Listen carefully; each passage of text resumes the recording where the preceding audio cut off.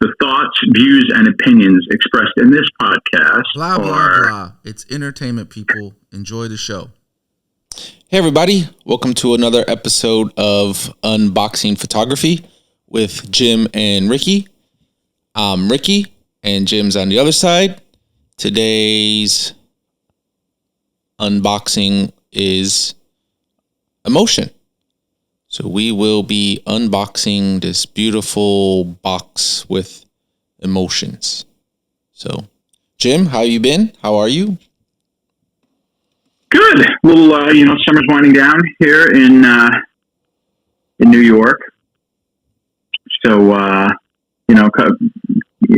there's going to be a lot of photographic opportunities over the next couple of weeks. There's the Juve Parade and the West Indian Day Festival. That's on Labor Day. Mm-hmm. So I'm going to get up at like 3 a.m. and get on a subway train in New York at 4 o'clock in the morning and go out to a parade. Oh, well, actually, Juve is like it's a celebration really before the parade. Yeah. And people stay up all night. And it's like people just basically like dance and playing music and just kind of being crazy and walking for 3 or 4 miles through the streets of Brooklyn. So that would be cool. And then Fashion Week is coming up in a couple of weeks, September 11th. So should hopefully be catching a lot of frames over the next couple of weeks. What about you? What's been going on? Work, school. I have been shooting. I've been shooting a lot of film and medium format on top of that. Cool. But yeah, I'm trying to, I bought I had a stock of film and it's just been sitting in this pouch. So I want to shoot it before it expires. Then it gets all wonky. So I've been on a film kick again. And what film? It's mixed. A lot of Kodak Gold 200. I got some Portrait Rose still. I got one 160, a couple 400s, some 800 that I'm supposed to do my test shots with to compare the Cinestill, which I have 3 of those as well that I haven't gotten to. And then I got like a handful of Ilford HP5. So clean that out, and then pretty much I'll only keep about 5 rolls of film on me. Just, yeah, that's my plan. It's funny. I like when I get my film, I purposely don't put it anywhere, like in a fridge or anything like that. I'm happy to have it go wonky. And actually, like there was this seller on eBay that had called Retro Rolls. He doesn't have anything right now, but I bought some Agfa Vista, maybe 200. I forget what it was, but anyway, I've been buying like film from 2005, and it doesn't have any guarantees about how it's been stored or anything. And I've been shooting with it, and other than the fact that the emulsion seems like a little bit easy to scratch.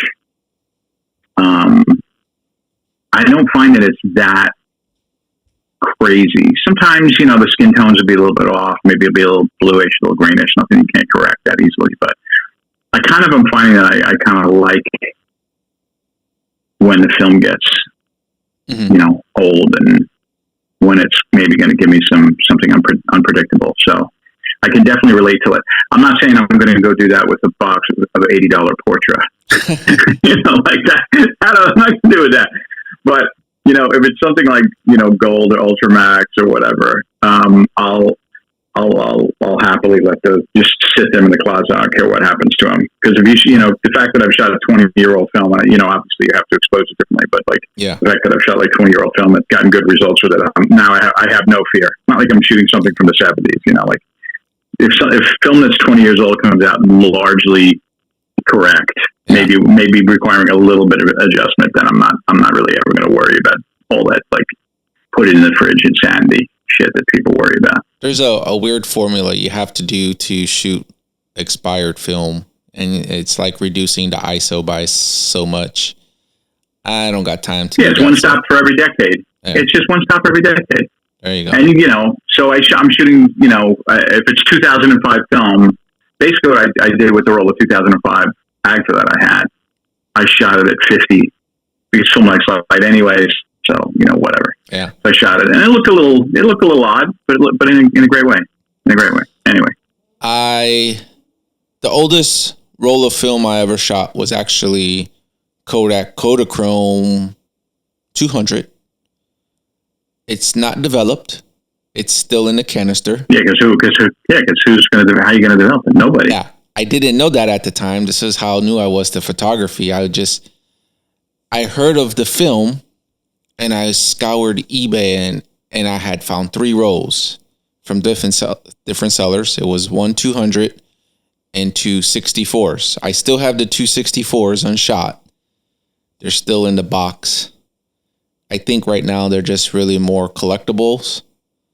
But yeah, I did shoot the Kodachrome 200, and it was a time when my daughter actually went to visit me in England. So I got pictures of her that I really want to get developed. But there's a place that'll do it for black and white, but I don't know. I think I'm just going to keep it in the camera. They'll turn your Kodachrome into a black and white photograph? Yeah. What the fuck is the point of that? Yeah. It's like, hey, I've got a really dumb fucking idea. Let's take the best color film ever made, and we'll start a service where we can develop it for you and just remove all the color. Thanks, guys. Really quick so we can get into the actual subject. So the rumor is, and it was pretty much told to me by like someone who was really familiar with the film. Kodachrome is actually a black and white film that they kind of paste the pigments on top. So they say it works really well in black and white because of that. It's a black and white film. Okay. So I don't know. I don't know. I have faith in the ingenuity of people, and eventually someone will figure out a way to do something with it. I mean, I don't know if the film renaissance is ever going to get to the point where Kodak says we're going to make Kodachrome again and we'll process it. It'd be wonderful if they did. But I would just keep that roll and develop somewhere and just hope that someday, someone's going to say, hey, I figured out a way to do this. Yeah. I wouldn't don't turn it to black and white, man. I won't. Anyways. All right. Now, that's like, hey, I like, let me have a salami sandwich, but take the salami and turn it into peanut butter. Like, whatever. Peanut butter and jelly.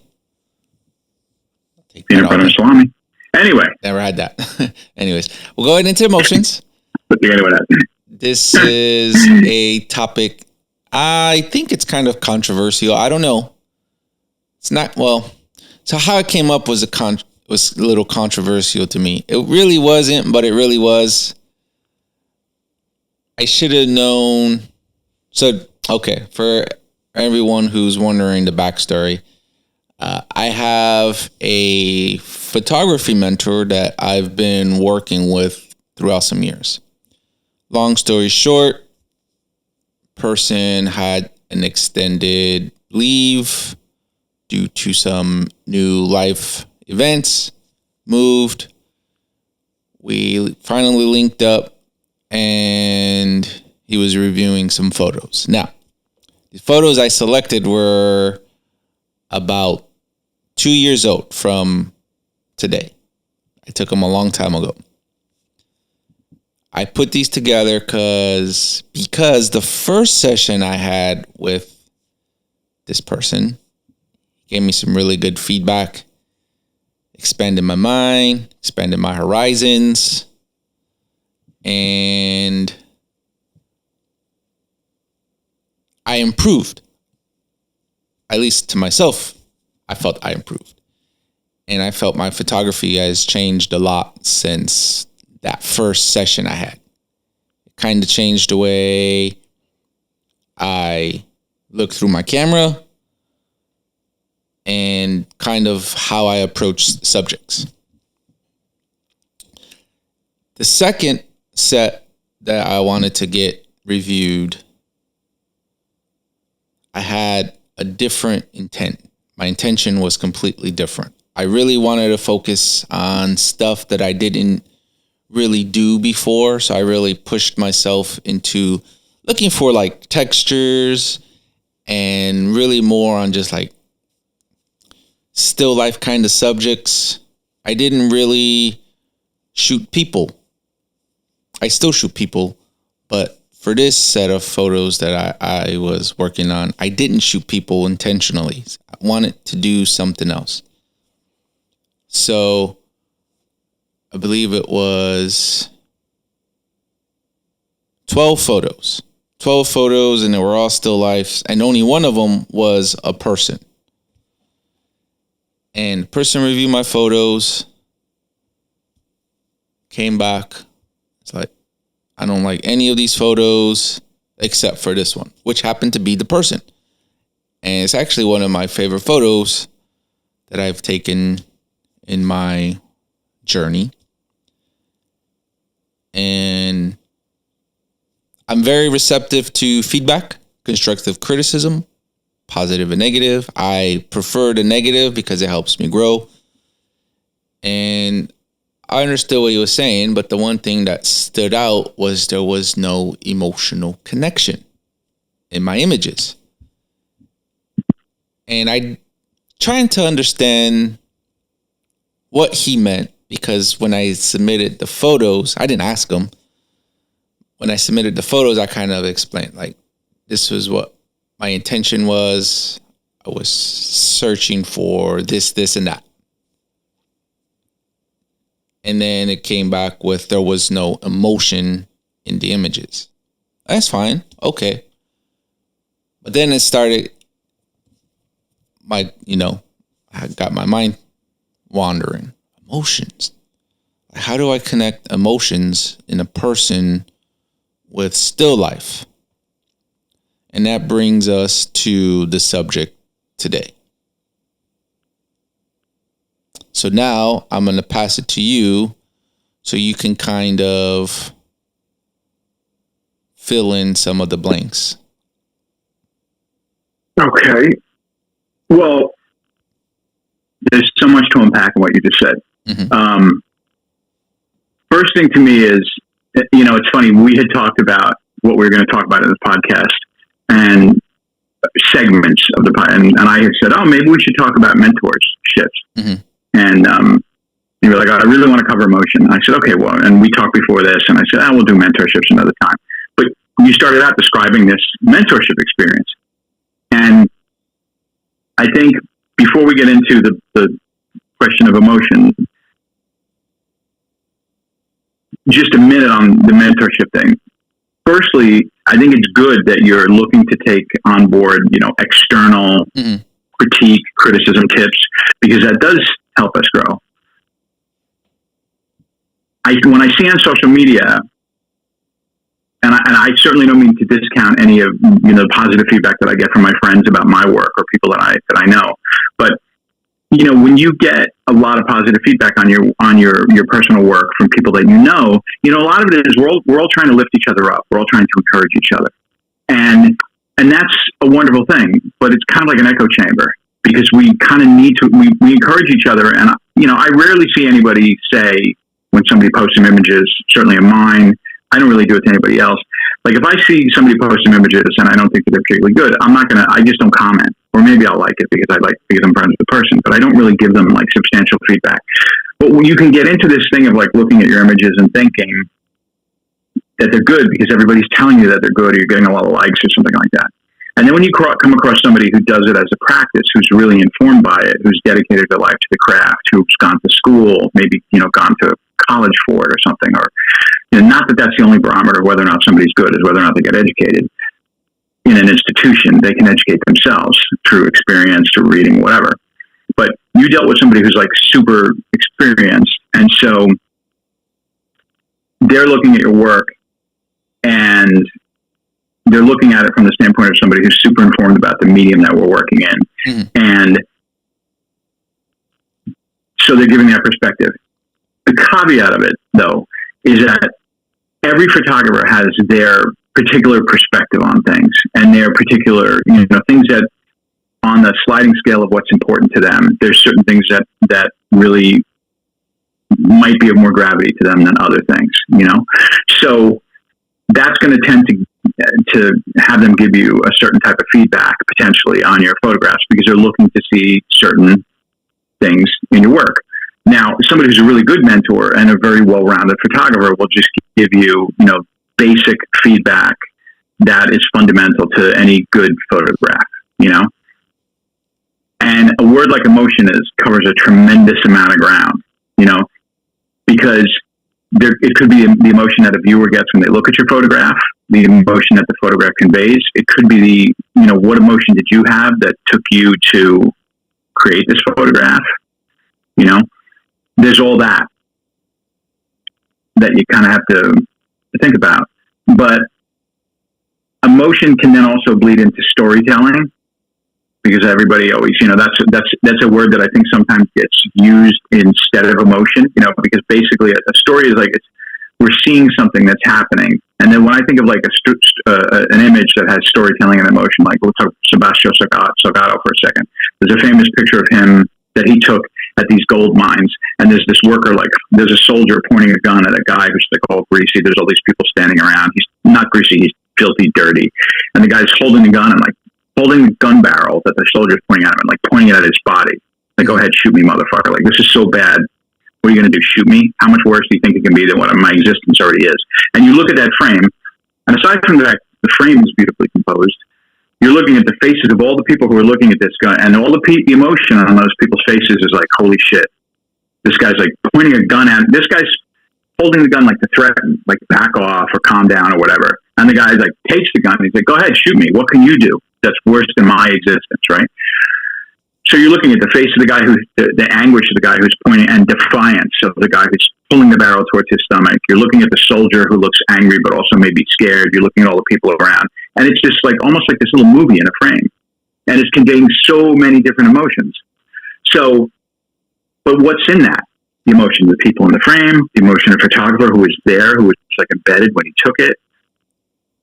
There's kind of all that stuff happening. And I know we referenced Tatiana Hopper a lot, and her video series that's on YouTube, but she had just dropped an episode about Salgado called, Salgado says you're doing your photographs wrong. And what she was saying was basically that it isn't about anything technical or necessary, anything within the basic rules of photography. She said, Salgado said, you have to earn the photograph.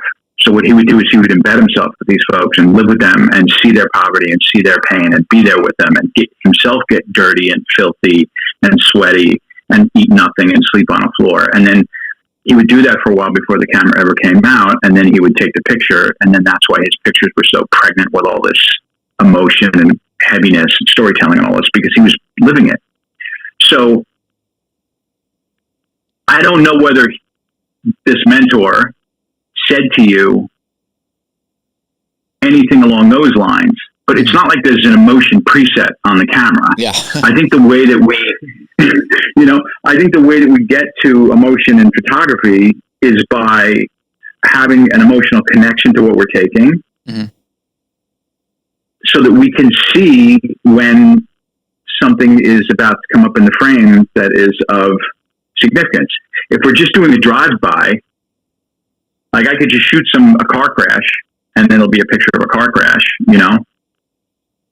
But if I followed paramedics around for 2 weeks and went to all the accidents, all the people they saved, the joy of saving somebody, maybe delivering a baby in the back of a taxi cab, the sadness of not being able to save some, all that, by the time you click the shutter, that's where the emotion would be. Now, I don't know whether or not he said any of that to you, but if you want to be a good mentor, you can't just say to somebody, you need to have more of X in your photographs. Yeah.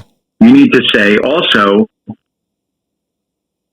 if you want to have X in your photographs, which I see is missing, or maybe you hinted at it here, if you want to complete that thought, or make it significant, or make it something that's a consistent element of your work. Here's what you have to do to get that. So was that part of the conversation also? That was not. It was. Well, then that's shitty mentorship. It is. It's shitty mentorship. If you tell somebody that they're doing something wrong and then you don't tell them how to do it right, that's fucking shitty mentorship. I'm sorry. I don't care how great a photographer you are or how much money you charge. You tell somebody that they're doing it wrong, you got to tell them how to do it right. Yeah. So did he tell you how to do it right, or did he just tell you what you're doing wrong? At the time, he just told me what I'm doing wrong. Now, that's shitty mentorship. There may be a follow-up. I don't know. I haven't really. I had got busy with work. Some stuff's going on. Anyways, not to digress from the topic. Usually, from the sessions that I've had in the past, it's this is what you're lacking, and this is how you need to approach it. However, just to answer your question directly, that part didn't take place yet. So, okay. It may, but it has not. So just to answer the question. So when I think I mentioned this before, but when I was doing my mentorship with Ralph Gibson,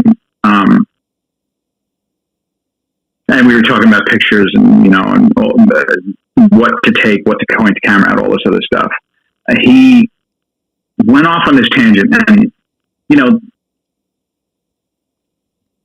it came across as kind of a pretentious moment if you just look at it. It can come across as a pretentious moment if you just look at it, if you just take it on the surface level.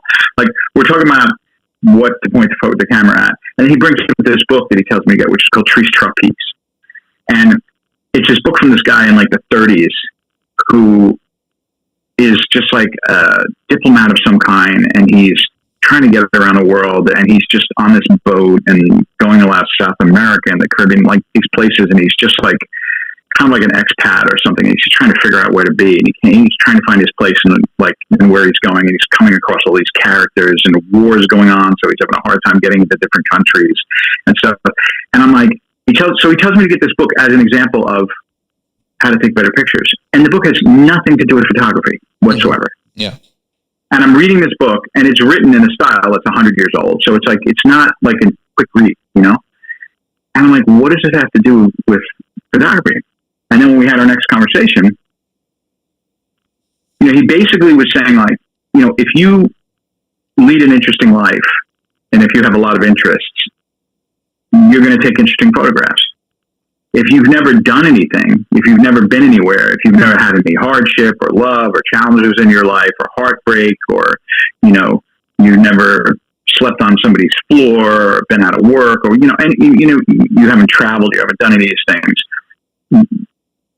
you don't know what's interesting. So how are you possibly going to take interesting pictures? So what he was doing by sending me this book is like just showing me the life of somebody who's gone and done all these things and been in all these situations with this cast of characters. It was almost like the whole book is like it's like a Steely Dan wrote a book, for those of you who like Steely Dan, and like all their songs have all these like crazy characters in them and crazy scenarios. And when I was reading this book, I'm like, this is like a book that somebody from Steely, that Walter Becker or Donald Fagen wrote. It's like there's all these like characters, like shady characters in this book, and people he's coming across, and people he's got to bribe, and people he's having crazy meals with, and prostitutes, just all this crazy shit.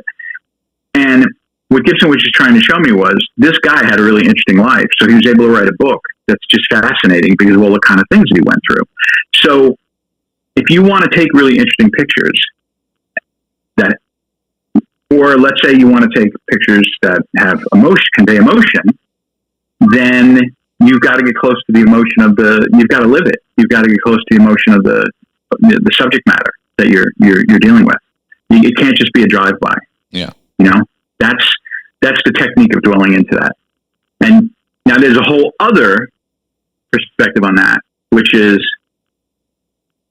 I think emotion and storytelling are grossly overrated in photography and are not particularly interesting to me, generally speaking. But that's another conversation, or that's part of this conversation, but maybe it's part two of this conversation. But anyway, So I don't know if any of what I just said like resonates or makes any sense, but I like the part where you mentioned that essentially like the experiences, if you don't have any experiences, your photos are going to kind of be the life that you lead, right? Essentially. So I never really looked at it like that. And in this instance, I haven't personally talked with Ralph Gibson, but I know I'm getting essentially your entire workshop just by the conversations.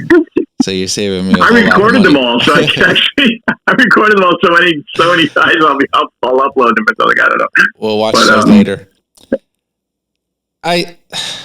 So again, going with the person that I've been working with, like, very, very educated in photography, like knows a lot, shares a lot, builds a lot, creates a lot. Yeah. Very strong. An amazing. I know who you're talking about. We talked about it. And an amazing, super accomplished, fantastic photographer. Yeah. And again, so I don't want to say that it was kind of just like cheating me out of what it was. I think it was me just being curious. Now, so here, again, that's the backstory. Then the curiosity of the emotion. And I'm sure many people have had this same exact feeling. Me a little more, because I've ordered a lot of photo books in the last month. I don't know. I got like 5 of them and more on the way. Anyways, I've been going through them. And I've been just looking at these photos, and I've been thinking to myself, I was like,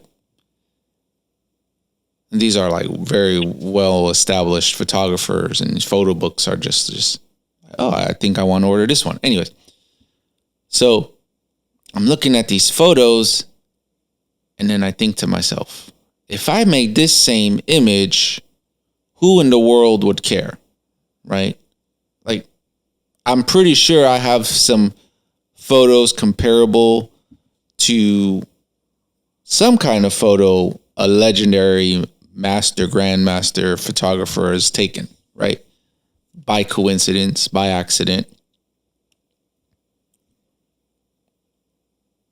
And that's where I started getting stuck on myself, trying to get past that emotion, right? So like there's all kinds of emotions in this creative world that we live,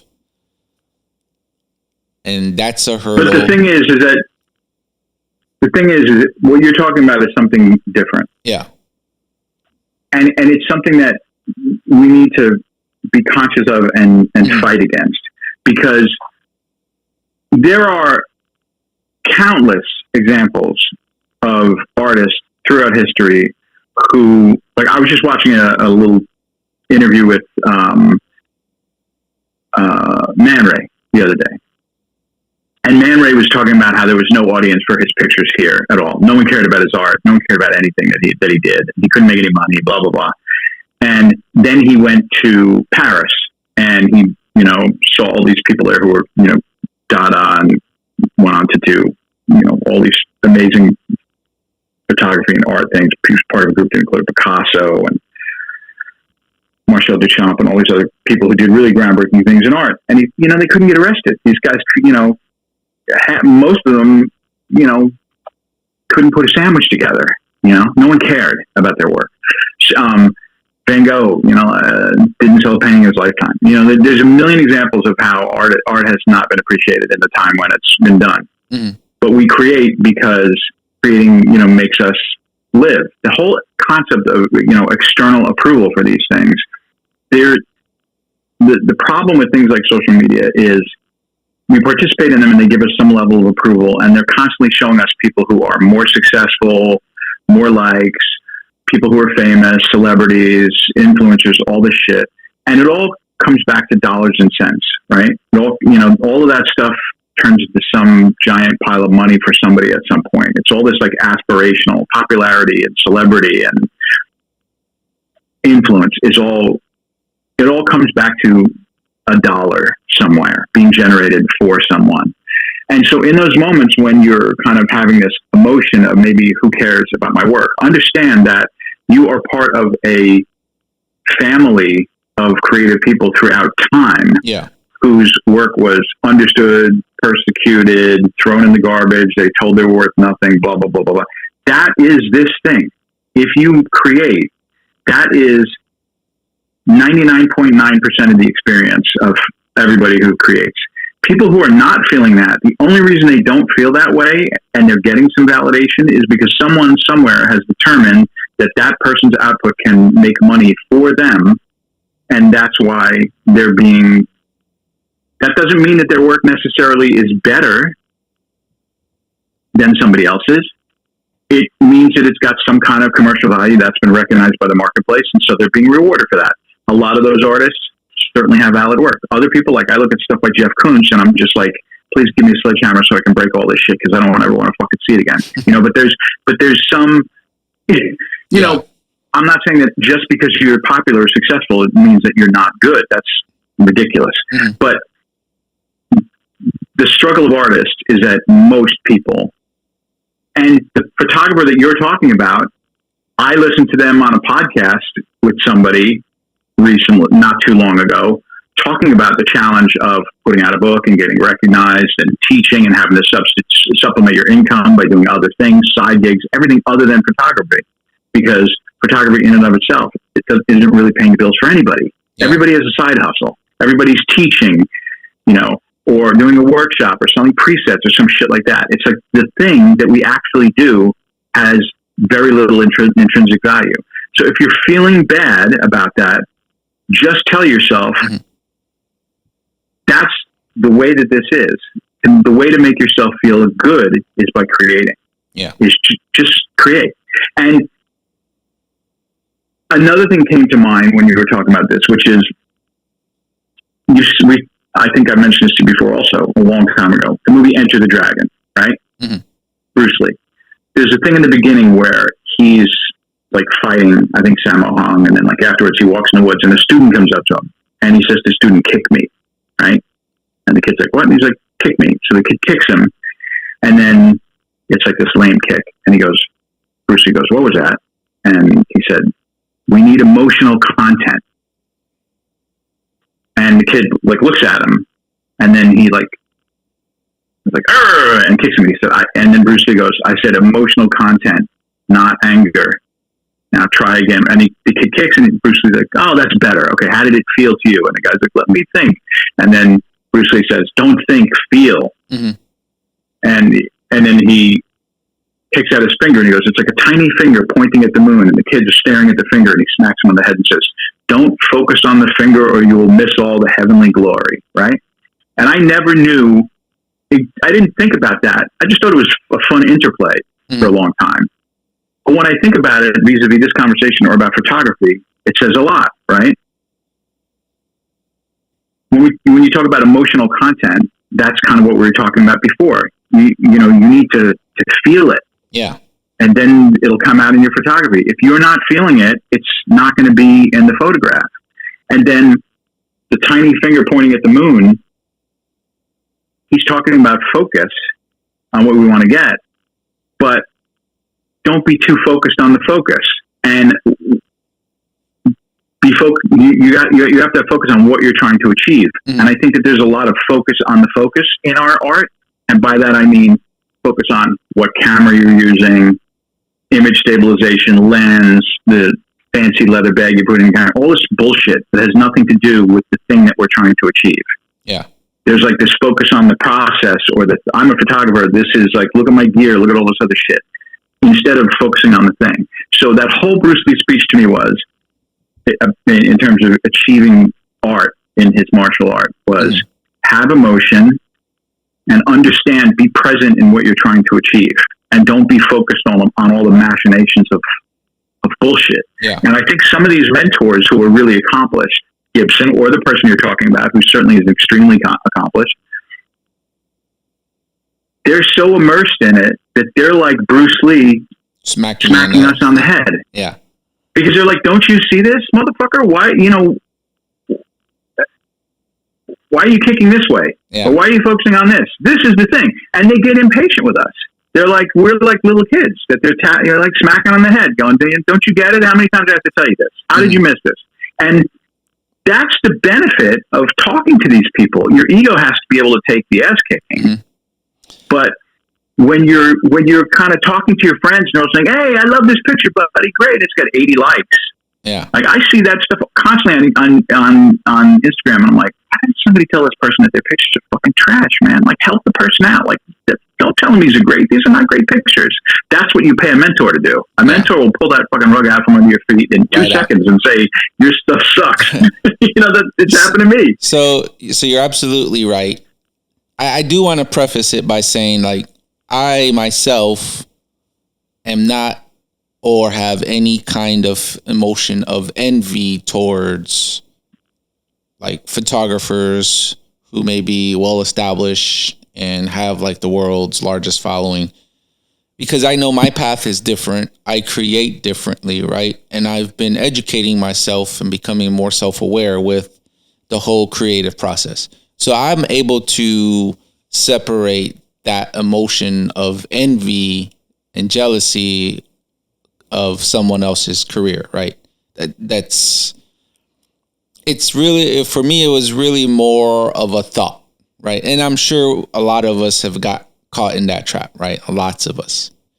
And I do like a lot of the stuff you said. I'm sure a lot of people need to hear that.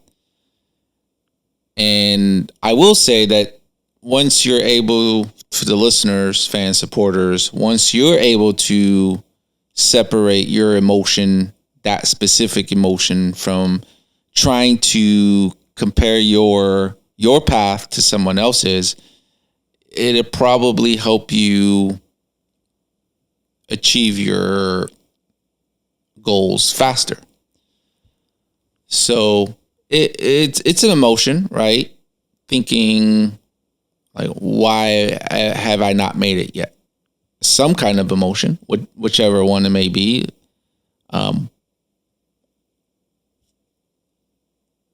Trying to figure out how I want to say it, but. Well, let me ask you a question though. What is making it, quote unquote? What is that? What is making it? What do you mean by that?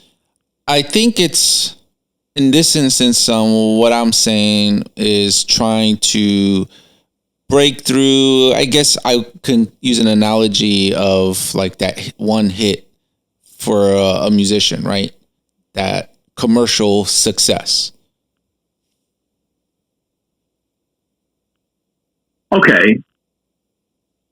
I'm just going to use a fictitious name now. Mm-hmm. Okay. Go for it. But there's a photographer on YouTube I'm thinking of who has a channel, and let's say his name is Randy. Okay. Mm-hmm. And he's got a tremendous amount of subscribers, gets invited to the big to-dos, blah, blah, blah. Videos are super slick. They're edited really well. They've got these kind of like titles that make you want to watch them, blah, blah, blah. They're showing their, lenses or holding stuff up, really into it, really like, oh, this is amazing, like blah, blah, blah. And I'm looking at the engagement this person has, and it's crazy. The engagement's like incredible, right? And they're, like I said, they're at the events. Like I've seen this person at the events, right? And then I look at the work that they have, and they're just very kind of matter of fact snaps of this and that, blah, blah, blah, whatever.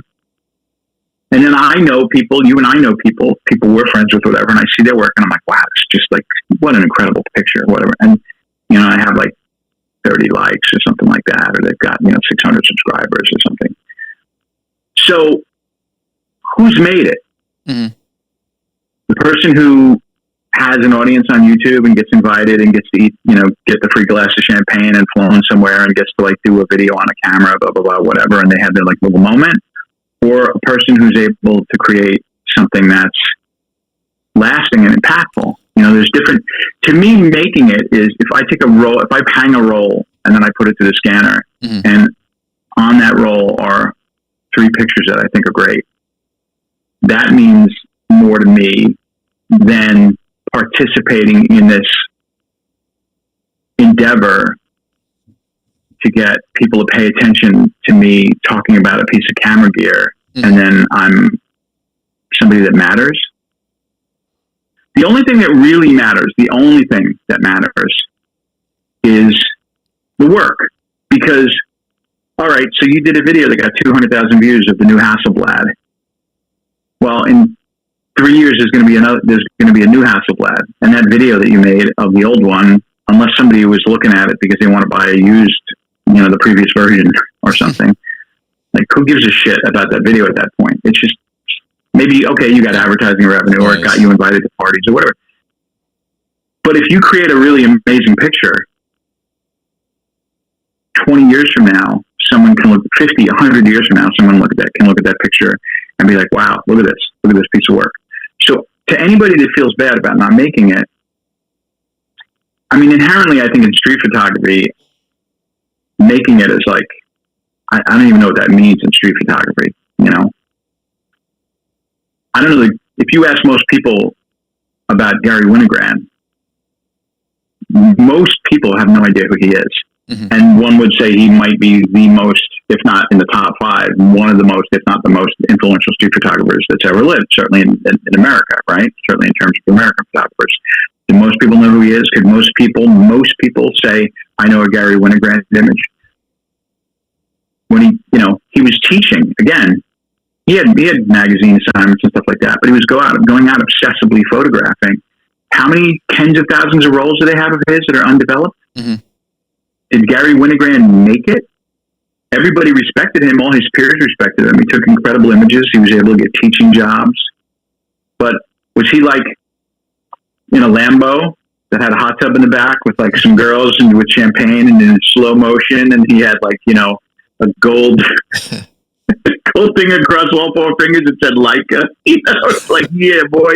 Like, what the fuck is making it in street photography? That's a whole other episode. Yeah. But like that one commercial hit, if you want to do that, there's ways to do that. But I don't know that ultimately that's really realistic or really satisfying. I think it's really whatever the person wants to achieve, right? So if the person in your example who can't make a good photo but's at every dinner engagement, maybe that's what he wants, right?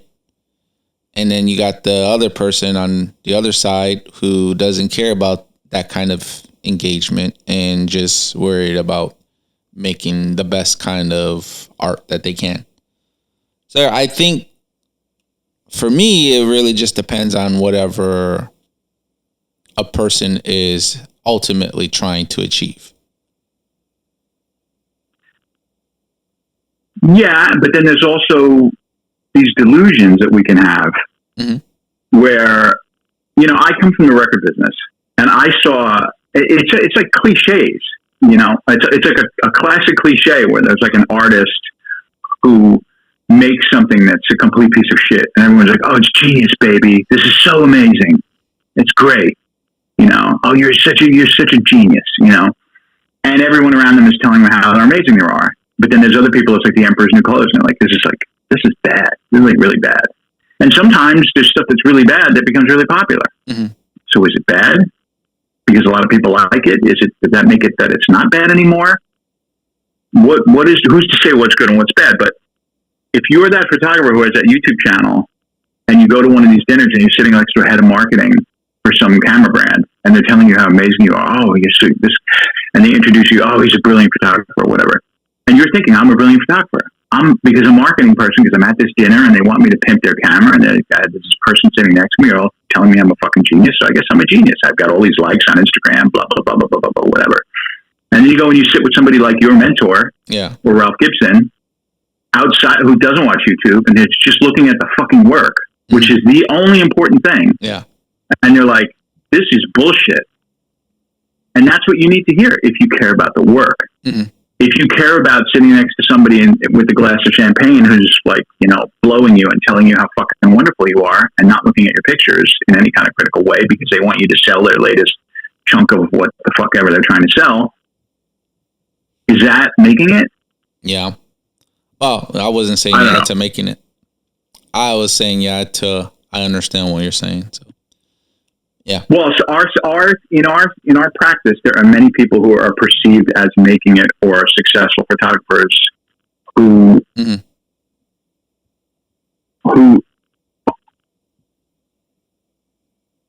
who I don't think are about the work, and it's my opinion. And they might think that they're fantastic, and they may have other people that think they're fantastic.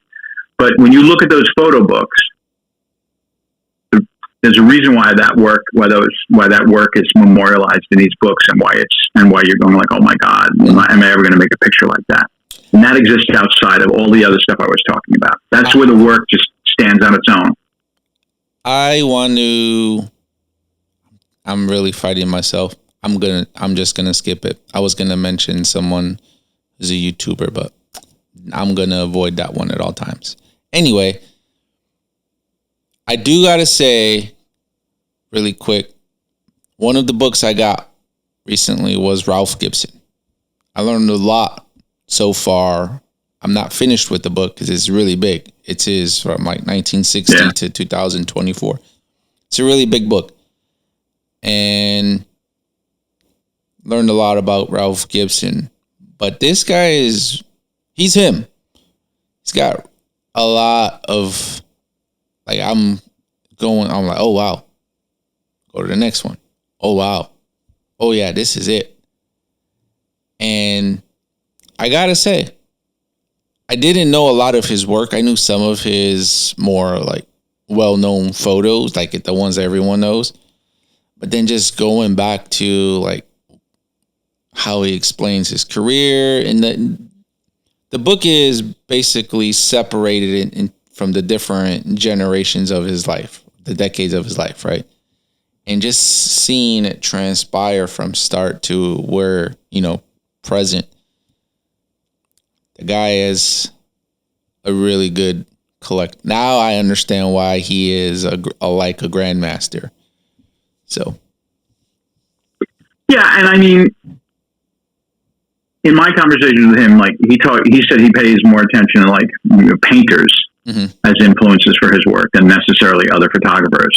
But and he's somebody who's surrounded himself in terms of his friends and what he's done in his life by being around other people who are completely focused on the creative life. So. But that said, he's got opinions about certain things, just like I have opinions about certain things. You and anybody listening to the podcast will have opinions about certain things. He backs it up with, incredible work. So when he says, this is my opinion, or here's what Cartier-Bresson told me, or here's what Robert Frank told me, or here's what Dorothea Lange told me, or, here's what Larry Clark told me, or Cortez told me, you're like, oh shit, that's not like, I'm just listening. It has a very different way to it than when someone says, well, I was watching this video on YouTube, or I read this comment on a forum. Yeah. It's just different. That said, there are many paths. Ralph Gibson and Cartier-Bresson and a lot of photographers, including the person who you're talking about who was mentoring you, have these maxims and these absolutes in the way that they do things. And it works for them in terms of what their work is. It doesn't necessarily mean that those are universal rules in every situation and that they will apply to everything that you do or want to do as a photographer. You might find somebody who has a diametrically opposed view to what they assert as the one truth in their mentorship to you. Mm-hmm. And then you go do a mentorship with somebody else who says something completely the opposite, And it's up to you to take those opposing views and say, okay, how can I integrate those perspectives into my work, and which parts? Let me take away. It's just like going to school. Yeah, I didn't go to like I'm sure when you go to school, you don't take everything that comes out of everybody's mouth in every class completely equally, and just as complete fact, and then go out in the world with it. You integrate, you take on board pieces of it that resonate with you, that matter to you, that are actionable in some way. And then you go out and you do your things. So that's the caveat. Whatever I'm saying, my opinion is, everything we say on these podcasts, just my opinion. Somebody might take a bit of it and go, okay, that thing that he said makes a lot of sense. This other thing, he just sounds like an asshole. Mm-hmm. Okay, then don't listen to that. Yeah. So the drill down is, don't feel bad because somebody talks shit about one of your pictures, and just remember that it's just their opinion, and that may be good for you or it may not. Yeah. I want to know, since we're on the emotion topic still, what was your emotion like when you had a conversation with Ralph Gibson and he's dropping all of these knowledge bombs from like Bresson? What were the emotions that you were experiencing?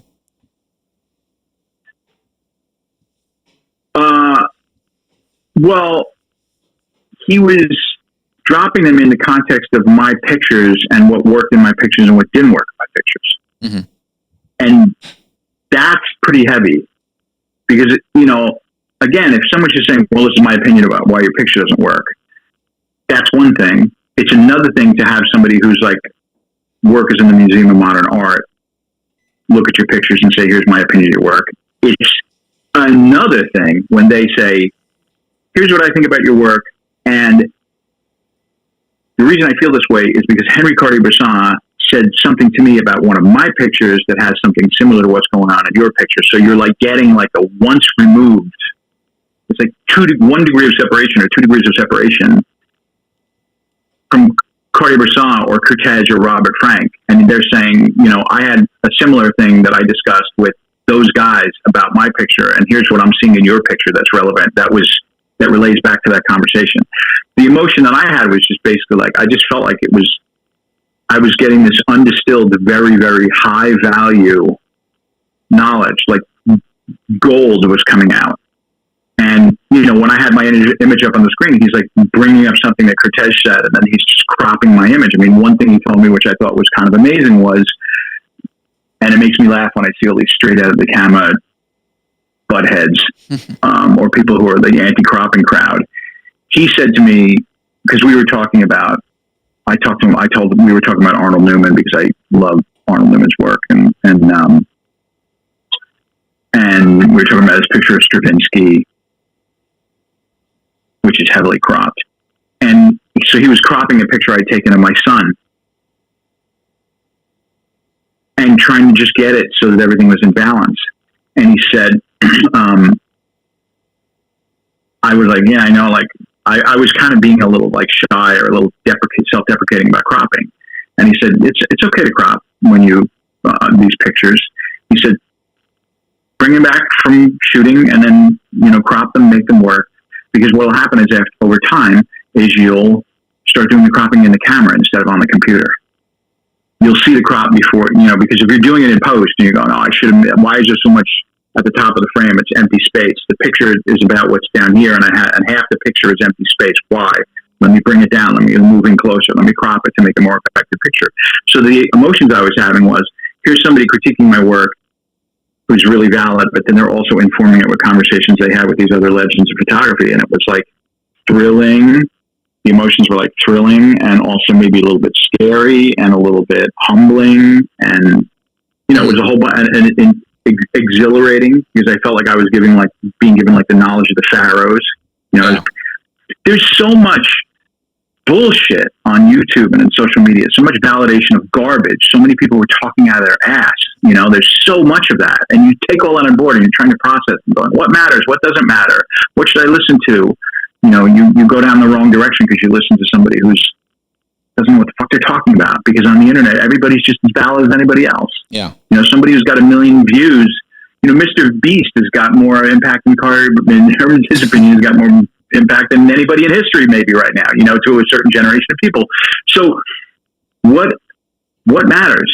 And then when you're sitting and you're listening to somebody who's actually done the work and who sat there with people who've done this amazing, legendary shit, you go, oh, this is what matters. Yeah. So it's becoming a great teacher in a school. It's funny you mentioned one of the other modern influencers.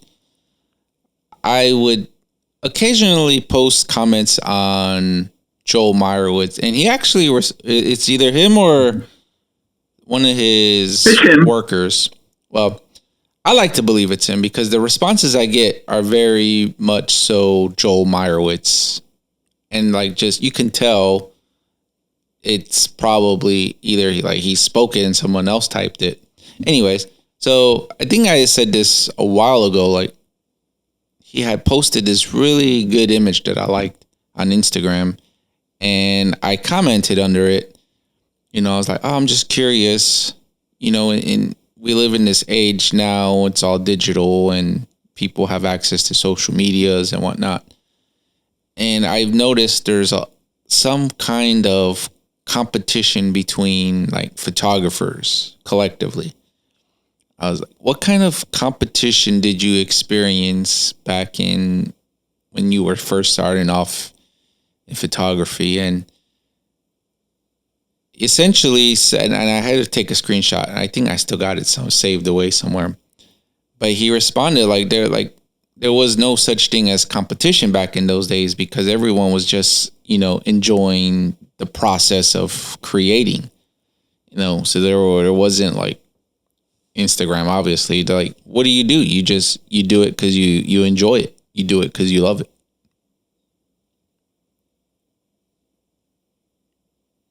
Yeah.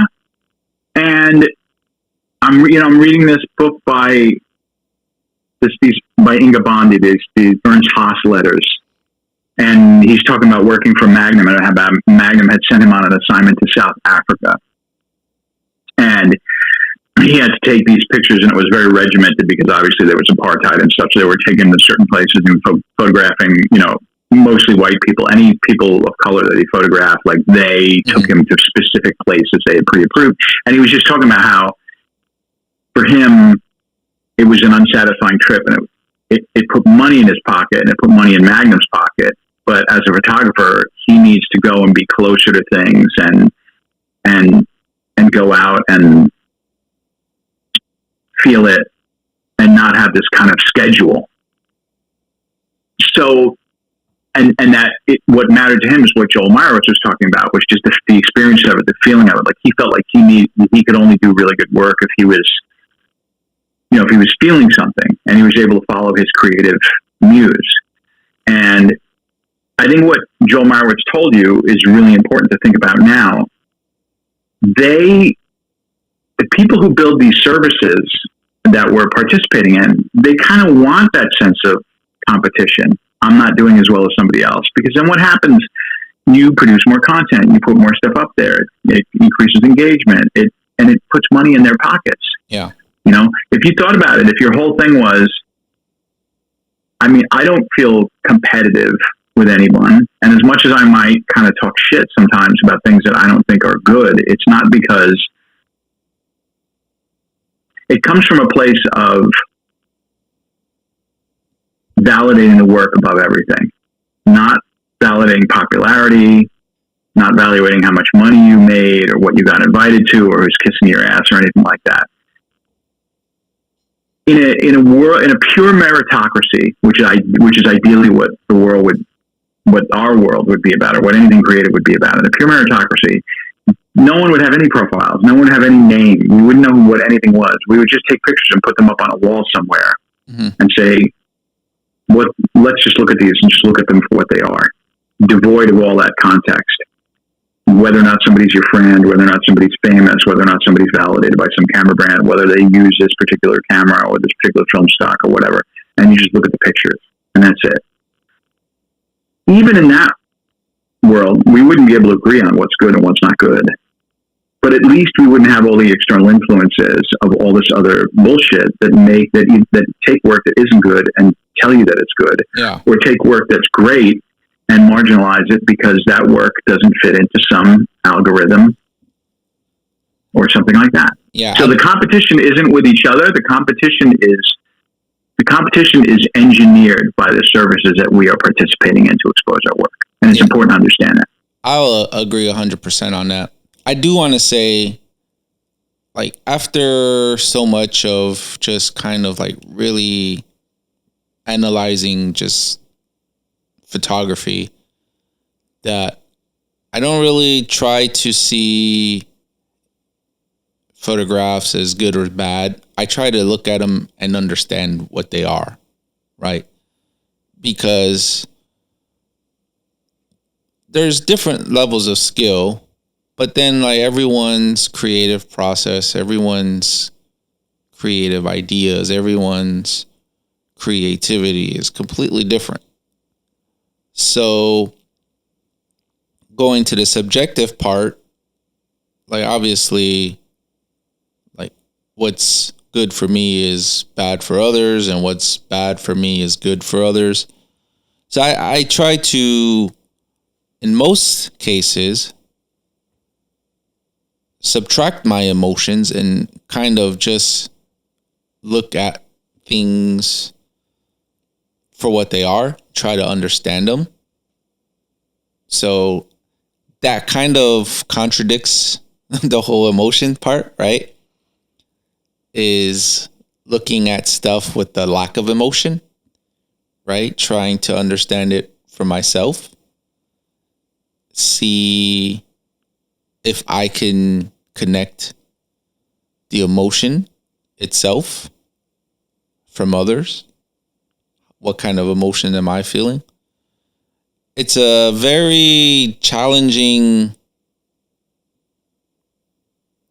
I don't know what the last part of the word I'm trying to look for is. It's challenging trying to, just withdraw everything and just look and understand. Yeah. And I think that there's also this thing now, because nobody wants to like kind of offend anybody else. Mm-hmm. And I think it's good not to, I mean, we shouldn't be looking to wound anybody. And I think when someone creates something and then you judge it in some way, that's a way that you can really wound somebody deeply that way. So, I might look at something and be like, this is complete fucking garbage, and not understand that person, like maybe they had some challenge in their life and they haven't been able to get out, and then finally they're out taking pictures and it's making them feel positive about life again. And if I said something flippant, like in a social media comment, like, oh, this is garbage or something like that, I could maybe crush that person. And there's this whole other thing that I didn't know anything about. So it's a good thing to kind of be sensitive to that and to understand that like people are coming from different places and have different goals and are trying to fulfill different needs within themselves. That said, mm-hmm. right, I do think that there is I don't want to say criticism, but I think it's important to have opinions about what you like and what you don't like, and have those be informed opinions. And if you look at any significant art movement in art history, photographically, painting, films, anything, writing, any art movement, anything that's produced work of high quality that's lasting, those people have all said, whether it was a collective movement, they've all said, this is what we are and this is what we are not. Yeah. And this is what we are trying to destroy. This is what we are creating work to compete with. We're doing something different. Mm-hmm. We are, this is what we are not. And that's a form of criticism, to say, I reject this. I am this other thing. I am producing this work in a response to these other things. And I feel the more that I become myself and the more that I realize who I want to be as a photographer, or the better my ability gets at getting what I want to produce, things that don't help me get to that place don't resonate with me. And I feel like I want to move them aside and not have to deal with them. Mm-hmm. And that's another thing that Gibson talked about, which is about social media and protecting your eye. And, we're friends with all these people. I started doing this on socials, and I feel terrible about it in some ways, because there's people who I'm friendly with, who I really like as people, but their work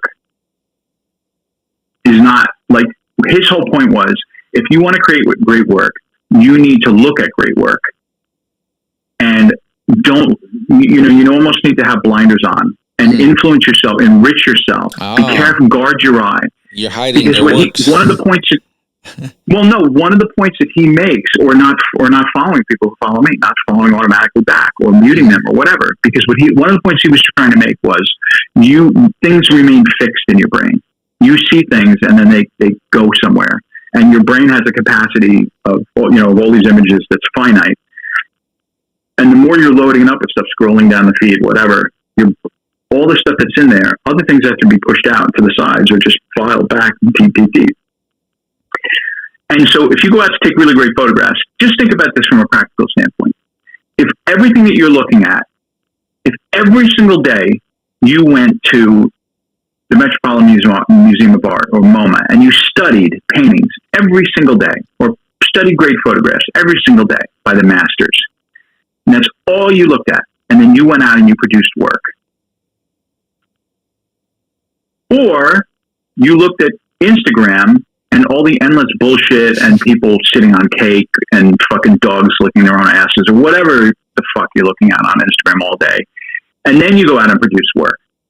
Think about what's going to be the better trained eye. Think about what's going to result in better work. Yeah, the moment, definitely. The person who's sitting there.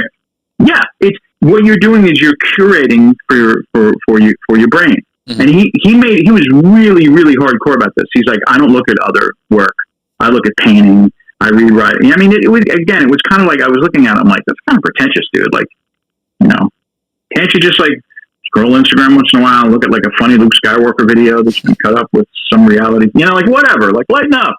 But that's the difference between an artist and the rest of us. And I do plenty of scrolling on social media, but I notice that if I am feeling like a little shitty about myself, about my work, about what reaction it's getting, blah, blah, blah, blah, blah, blah. If I want to give myself a bath from that shit, go out and take pictures, or spend a couple of days just confining myself in terms of YouTube, or whatever else I'm looking at, just enriching myself with stuff that's people who are better than me, people who've done something important. And I think that's really important. Don't, garbage in, garbage out. Yeah. I'm going to end this segment with, I get more the emotion of anger and annoyance when I see certain things. It's not the image, it's what the people say. And I get this feeling of like instantly, like when I hear certain words, it's another one of these. It's another one of these. I should have known. I get more emotional in those regards because I can see that they're not really focused on trying to make a great image. They're chasing alternate, their own agendas. They're chasing. Yeah, they got a different agenda basically, other than what I'm trying to look for. If you want to really feel like shit, go upload some of your pictures onto Reddit in like the Leica forum on Reddit. I mean, you will just get roasted, brutalized, roasted, and a lot. And then you click on a profile of somebody who's roasting, you see their pictures, and you're just like, dude, people in glass houses, whatever. Anger, arguments, bad feelings, all that stuff is the currency of social media.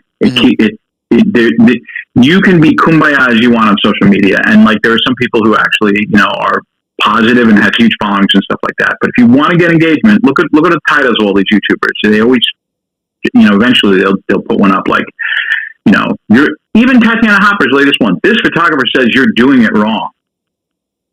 That's how she titled the video on YouTube. How could she have titled it differently? She could have said, she could have titled the video, The Importance of Emotional Connection in Photography by Sebastiano Salgado. But she titled it, This Photographer Says You're Doing It Wrong. You're taking your photographs wrong. Why did she do that? Now, the video wasn't shitty at all. The video, like, wasn't swimming in negativity. The title was. That's coming from a negative. That's presenting it through a negative lens. Why? Because she's smart enough that she's figured out that that's going to make somebody go. Somebody says I'm doing it wrong. Yeah. Let me click on that. I need to do it right. And then what's great is she flips it, and then she educates you in a really positive way, and that's wonderful. But this is the currency of social media. They want us to be pissed off. They want us to be angry with each other because, like, that guy said, I'll show that motherfucker. Let me come back with a quippy comment on the shit that he just posted about my picture. And then I'll log back. I got a notification. That motherfucker responded to me, and now he said that now. And, and then my wife, I've gotten into this plenty of times. My wife's like, why are you talking to some asshole 11 o'clock on a Friday night? Like, whatever, stop. And I'm like, I'm just going to post one more response to, we all do that. Yeah. And it's bad. But it's equally as bad as people who are telling each other that shitty work is great. I'd rather have somebody tell me that my work sucks and have me go like, you know what, they're right, they made a valid point, than have somebody tell me that something I know is shit is great. Yeah, I'll have you know, I don't. Because one is more dangerous than the other. I don't Reddit. Good. I know what Reddit is, but I've never searched them. I don't even know how to use it. I hear everyone else, oh, there's a Reddit about it. I don't really care too much about the interwebs, but cool. Anyway, I do want to say that was a really good segment about emotion. We unpacked it, unboxed it, and we dug a lot more than I expected. So, yeah, thank you for sharing your inputs and how you feel about the emotion in photography and social medias and stuff like that. So we'll go to the next segment, but before we do, I want to share some images from myself and some that you picked out. So I'm going to pick these first. I found these a couple days ago or a week ago. We were talking in the past, and you mentioned you made a mistake about opening your bottom plate without rewinding the film. And I was trying to walk you off a ledge, and I was like, oh, don't worry, we've all done it. I've only done it once. And I'm going to show you, I found the images from the one roll of film that I did it on. And it was actually... Oh, cool. Yeah. So here are the images, and I'm going to say these are probably some of the best photos that I feel I've ever taken. And I got really lucky. Some of this I had to actually fix in Lightroom. So you'll be like, you'll see. Anyway, so without further ado, these are some images that I made from when I lived in London. It's a black and white roll of film. And I call these my greatest mistakes. So I'll start off with this one. True story. I think I've shared this one with you. Yeah. For me, I really like this image that I made just really quick because I have a faceless figure and then I got faceless mannequins, but some faces on this side. And I don't know. It's just one of my favorite images. Again. Yeah, it's cool. And also the center frame, the fact that there's that he's in the center of the frame is cool. I like the fact that one of his hands on the dark, where the dark figures are, is like really light, versus the other one that's kind of dark. That's kind of interesting. But that's cool. Yeah, I didn't black his face out. Basically, on my style of editing, I just really tried to take the dust marks and the scratches out. And I might add some contrast just to darken, but there's like really there's no brush alterations in any of my images. All right. And here's another one from the same roll. All right. This one, Complete Strangers. It's actually, it's not a square, but it's a portrait, and there's more on the top and a little bit on the bottom, but it's pretty much essentially the same. I'm not even gonna lie. It's a vertical, yeah. I don't remember even snapping this photo, but for me, it was like the perfectly placed moment. Or I got this two couple who are in love. There's the emotion. And for me, what really makes this image is her holding this rose. Yeah. I remember. Were they posing for you, or were you, No, or was this a sneak? I was walking. This was on my M6 at the time. I just got a 35 millimeter lens, and I was learning how to zone focus with it. It was nighttime. I remember the location. It was close off. It was in London on a little side road right off of Piccadilly Circus. Everyone knows Piccadilly Circus. It's a small little square in London with you've been to London many times, so I know you know. Yep. Piccadilly. Anyways, it was a little side road off of the Piccadilly Circus. And yeah, I got that shot. All right. And I think in this one, I like, it's actually Fuji 400H, which was one of the best film stocks ever. I love that. Yeah, John gave me our friend John Hendrick gave me a couple of rolls of that. And I was like, I had been shooting portrait, and I'm like, this is what I want to shoot. Like, oh, great. Can't get any more. Great film stock. Not That's even cool. In Japan. Very cool. Love the color. I think this one was just really interesting because he's leaving, and then I got the bird walking the other way.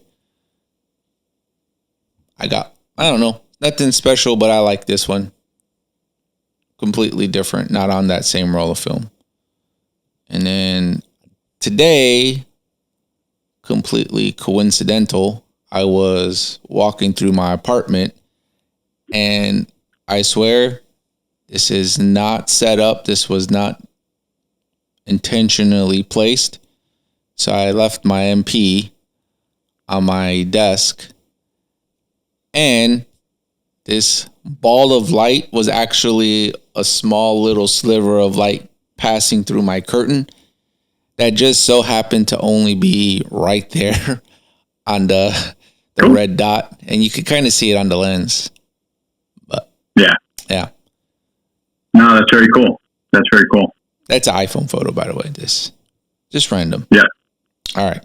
Now, before we go into the photos of the week, you got some images you'd like to share as well. Well, this will be, these are all, this is all part of the same thing. And this is like the flip side of emotion, I guess, which I'll just talk about for like a quick second. Okay.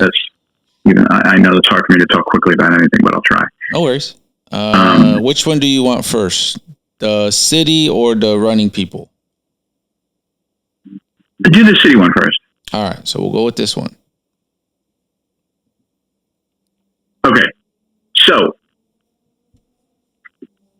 we talked a little bit about Ernst Haas last week. I mentioned how I've been reading his book. And when we were talking about emotion, my immediate reaction, because I'm just a contrary old bastard, is to say, when you're like, when you want to talk about emotion, I'm like, emotion's not important.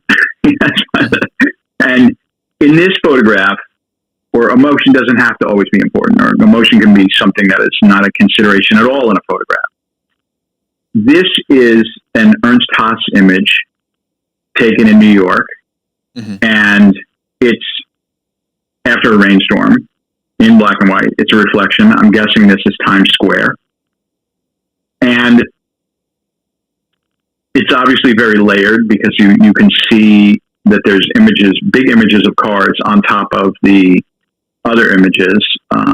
So I'm not sure exactly where he oriented the camera, if this is in a window, if he's pointing this at a puddle. I'm guessing because there's a lack of distortion on the person on the lower left-hand side of the frame, that's got to be some kind of reflection, and then he's like shooting through a window, but somehow getting a reflection of the wet street on top of it. Yeah. But if you look at all the segments and all of the dimensionality and depth in this photograph, and all the areas of light and dark, and the fact that it's grainy, it's gritty, It almost looks like provoky in a weird way. If you were to use an example of emotion in photography, this may bring emotions up in you, like, the energy of New York City, the grittiness of New York City, the movement, all the layers kind of speak to how many layers there are in New York City. That's kind of like an intellectual response to it. But it's not like a picture of someone crying holding a flower or something like that.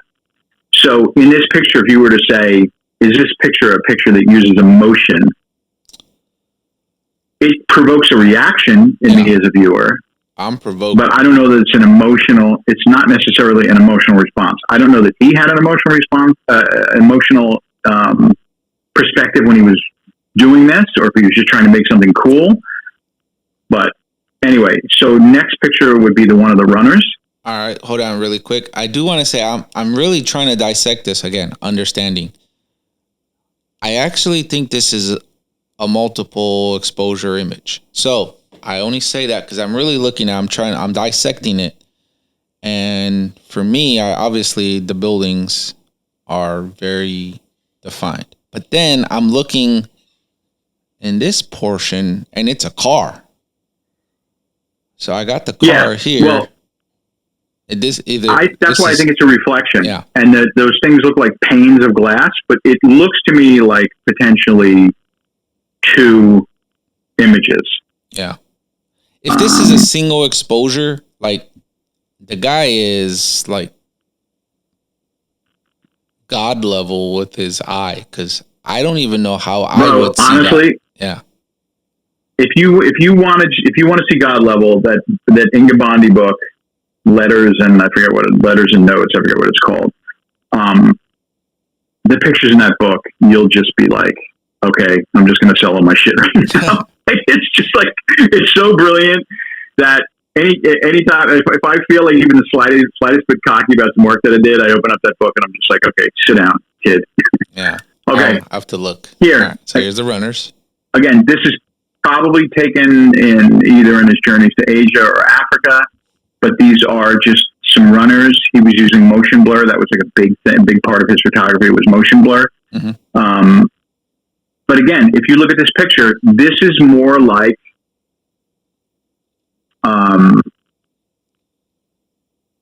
abstract art. This is more like painting than it is pure photography. Mm-hmm. And if you look at this from an emotional standpoint, again, it's got movement, it's abstract.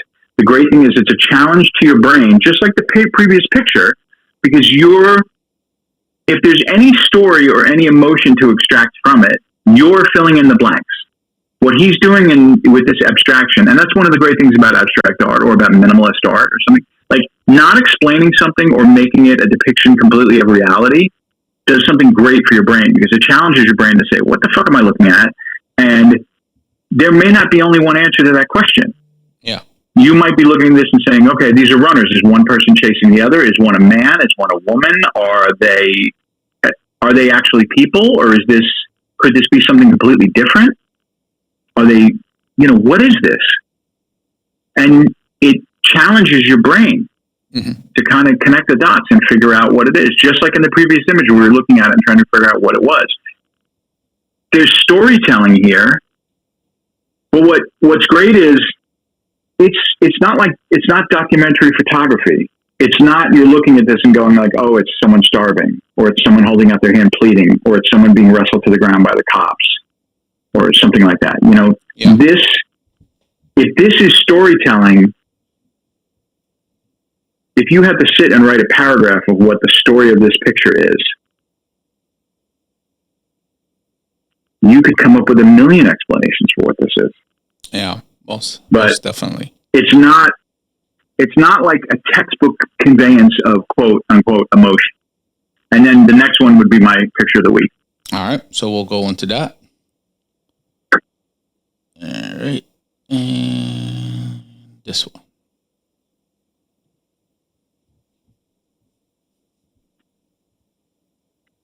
Okay, here's another Ernst Haas photograph. Motion. I like the colors in this one.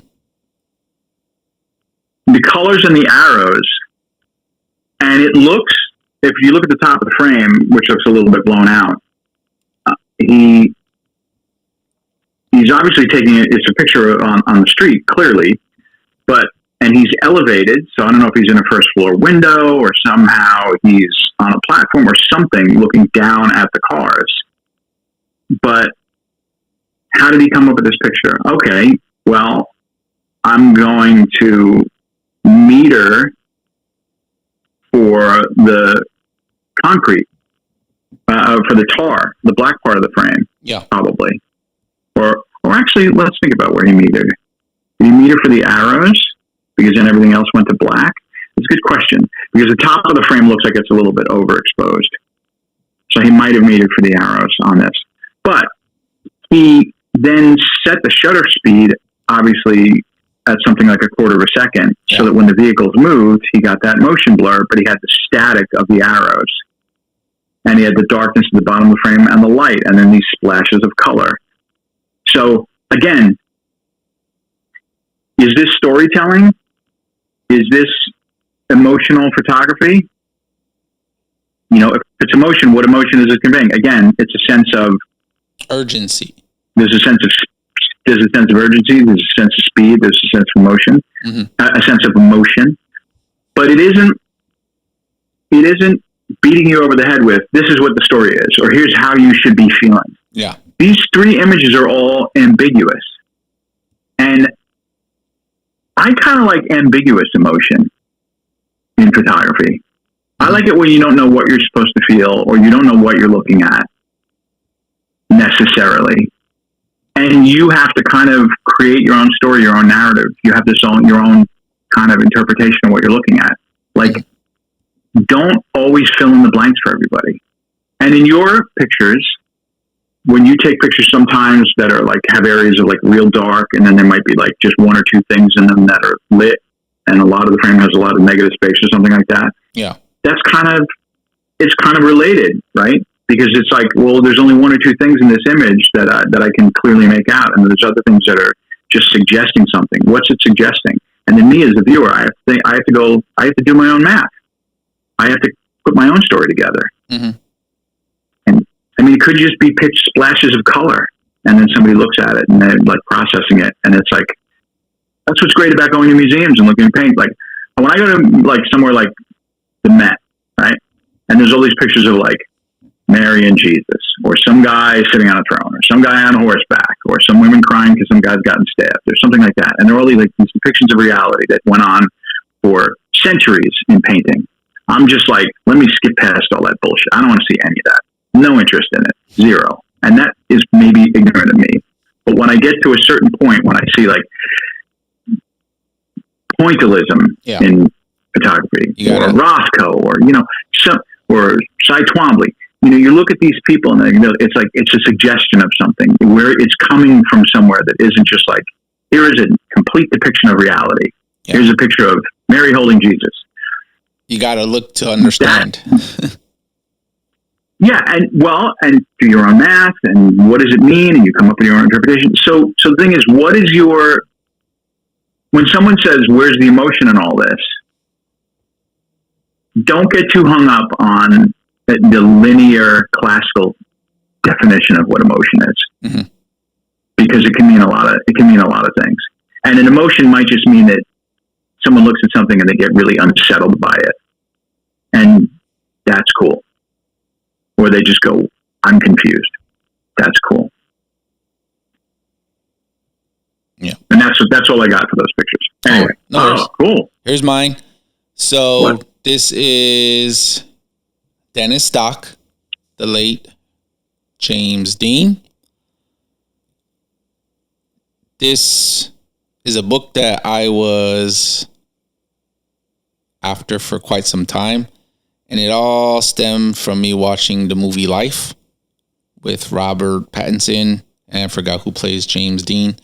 But it's essentially Dennis Stock's life story about creating this book. And it's about the life of James Dean and how their friendship kind of blossomed. And since I seen the movie, I really wanted to get this book. It has all the iconic James Dean photos, the ones that Dennis Stock taken. And essentially is my emotion. And I'm a really big fan. I love these kind of images. Ralph Gibson does these really good as well.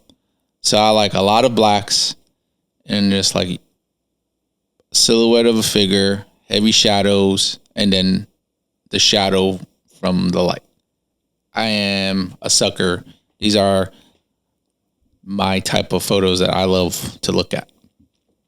So my emotion when I got the book was just pure happiness, enjoyment, excitement, stuff like that. So this was one of my favorite images from the book.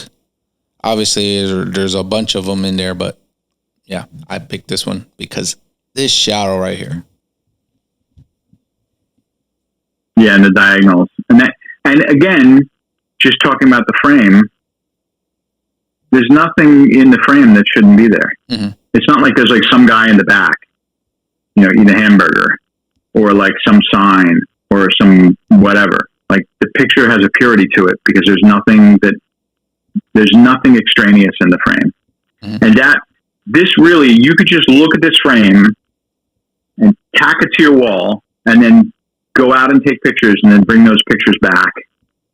And when you're looking at them in Lightroom and you have that on the wall, look at your pictures and look at this picture, and you will see, just by looking at this photograph, you will see the mistakes in your pictures very clearly. Mm-hmm. Because you'll look at, and when I say you, I mean the greater you, all of us. You'll look at this and say, look at the purity of this, of the form of this photograph, and how there's nothing in it that shouldn't be there. And then look at my frames, and then you'll go, okay, what is this picture about? And what are the important compositional elements of this picture? And then, you know what?